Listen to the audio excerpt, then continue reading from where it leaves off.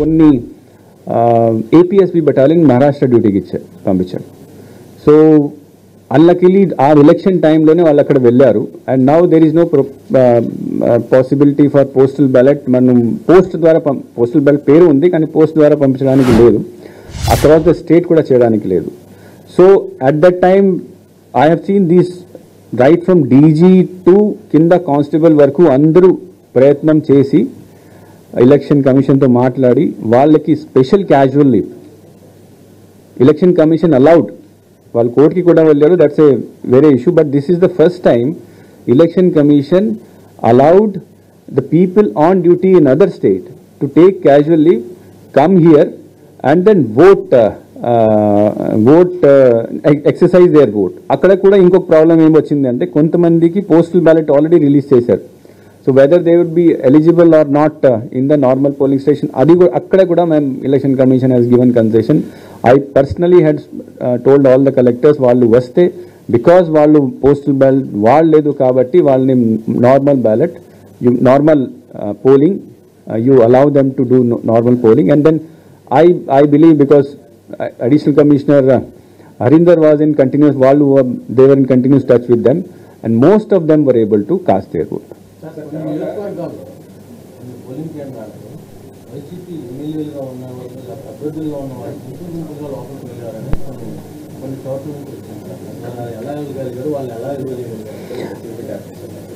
Yeah,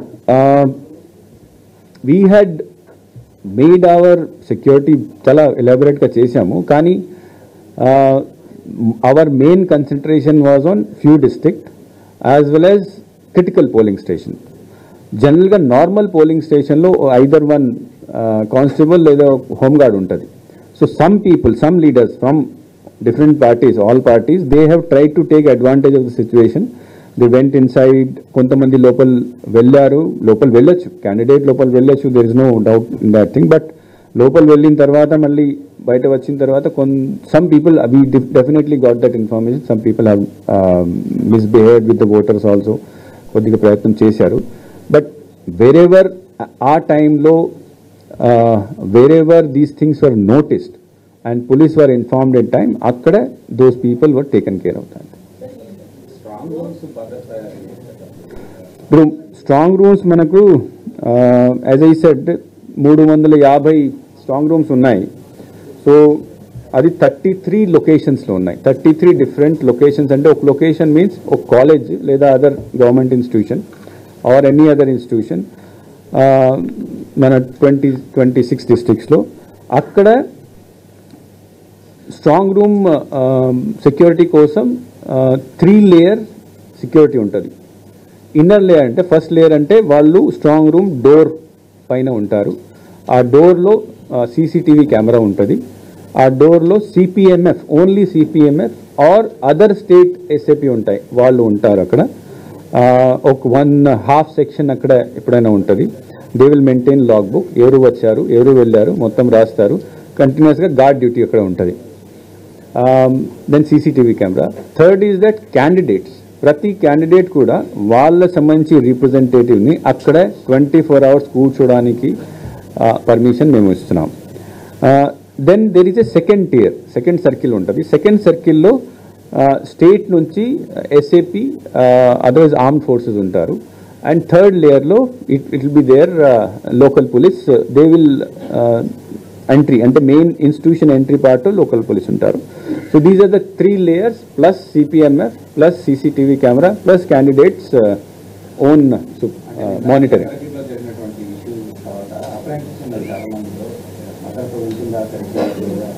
No, there should not be any apprehension because as I said, guard duty మీద central forces ఉంటుంది. Guard duty మీద TV camera guard అక్కడ CCTV cameras duties ఉంటాయి. Second లెవెల్లో state police వస్తుంది. And that is a college where yesterday lot of movement was there because నిన్న అక్కడ ఈ అన్ని టీమ్స్ వచ్చేసి they handed over the machine hand over చేసిన తర్వాత then strong room sealing. So lot of workers would be there, lot of people will there, చాలా movement ఉండేది. But ఒకసారి మేము సీల్ చేసిన తర్వాత then movement is totally restricted in that first circle. So there is no security ante danger to any of these strong rooms.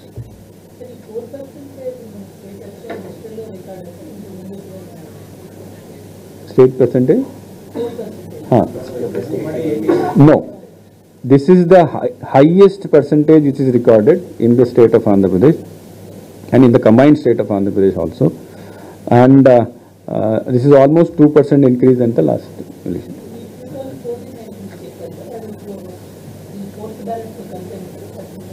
కలిపి ఎంత నేను చెప్తుంది పోస్టల్ బ్యాలెట్ తో కలిపి చెప్తున్నాను.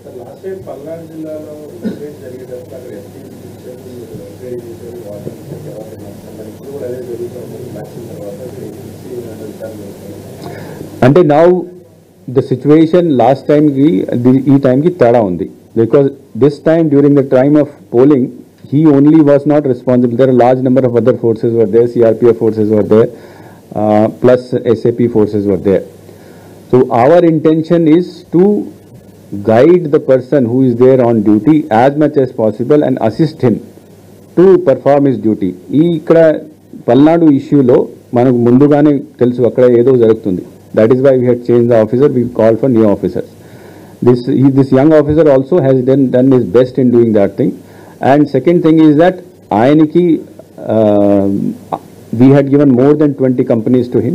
We had given all the forces. But wherever the incident also happened, there was immediate reaction from the existing CRPF forces or the local police forces. The SP was also moving around. The incident, the 7 or 8 polling stations, EVMs pagalgottaru. Akkada immediately the joint collector and the SP had reached, controlled the situation, and there was, because they were able to control the situation, no report was there anywhere in Palnadu area.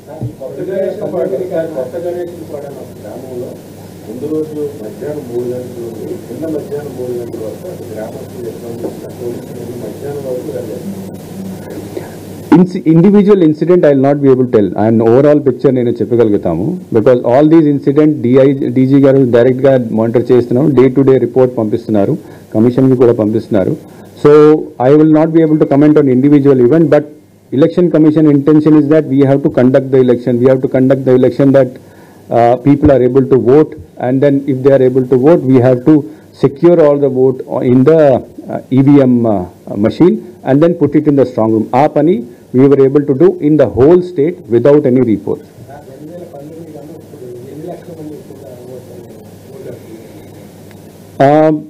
Last time EVM lo vachina vote were 3,07,70,000. Eesari EVM lo vachina vote 3,33,00,000. 3,07,70,000 was EVM lo vachina vote 2019. Eesari EVM lo vachina vote 3,33,00,000, which means that almost 7 and 33, 26 lakh votes.